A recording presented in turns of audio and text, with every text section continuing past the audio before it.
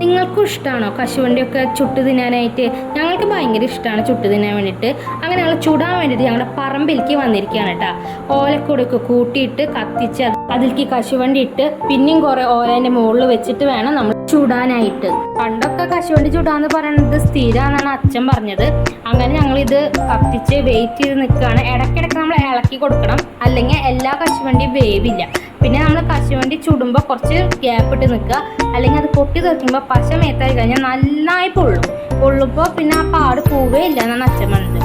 പിന്നെ ചേട്ടൻ ചമ്മല എൻ്റെ മുകളിൽ കത്തിക്കാൻ വേണ്ടി കൊണ്ടുവന്നിട്ടപ്പോൾ പെട്ടെന്നാണ് ആളി. അപ്പോൾ ചേട്ടൻ ഒന്ന് പേടിച്ചു. അപ്പോൾ അമ്മ അച്ഛനൊക്കെ കളിയാക്കുന്നുണ്ടായിരുന്നു കേട്ടോ. എൻ്റെ ഫുൾ വീഡിയോ നമ്മുടെ ചാനലിൽ നമ്മൾ അപ്ലോഡ് ചെയ്തിട്ടുണ്ട്. പിന്നെ ഈ ഷോർട്സിൻ്റെ അടിയിലായിട്ട് ഫുൾ വീഡിയോയുടെ ലിങ്ക് കൊടുത്തിട്ടുണ്ടാവും കേട്ടോ. അങ്ങനെ നമ്മൾ 3 പ്രാവശ്യമായിട്ടാണ് കത്തിച്ചത്.